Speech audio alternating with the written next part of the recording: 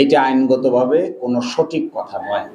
কারণ international crimes tribunal অ্যাক্টে গুমের সংজ্ঞা হিসেবে আছে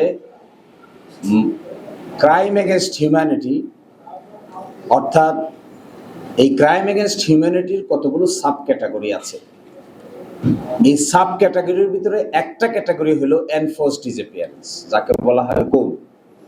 এবং সেটা যদি হইতে হয় তাহলে দেখাইতে হবে ওয়াইড স্প্রেড এবং সিস্টেমেটিক ওয়েতে হচ্ছে, তখনই শুধুমাত্র আন্তর্জাতিক অপরাধ ট্রাইব্যুনালের বিচার্য বিষয় হবে। আর একটা সিঙ্গেল গুম, একজনকে বাড়ি থেকে তুলে নেওয়া হলো, তাকে 7 দিন পাওয়া যায় নাই, তারপরে আদালতে উপস্থাপন করা হবে, এই গুম কখনোই আন্তর্জাতিক অপরাধ ট্রাইব্যুনালের বিচার্য বিষয় নয়। এখন এসে তারা যে বাদ দিয়ে দিয়েছেন, আজকে দেখবেন মানবাধিকার কমিশনের সকল কমিশনাররা পদত্যাগ করেছেন, করে তারা একটা খোলা চিঠি লিখেছেন।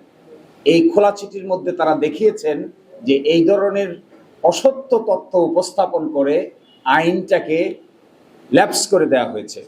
এবং এই যে স্টেটমেন্টটা তারা দিয়েছেন, ইটস ভেরি ইন্টারেস্টিং স্টেটমেন্ট। আপনারা, এই হলো তাদের খোলা চিঠি, মানবাধিকার কমিশনারদের পক্ষ থেকে সম্মিলিত খোলা চিঠি।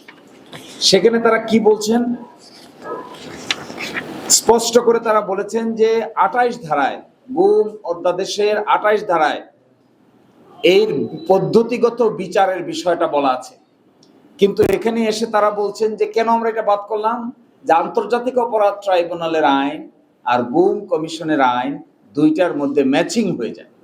তারা জবাব দিয়ে বলছেন, no, it is not true, it is not correct. সুতরাং মাননীয় আইনমন্ত্রী এবং হোম মিনিস্টার যে ব্যাখ্যা দিয়েছেন এটি কোনোভাবেই গ্রহণযোগ্য না।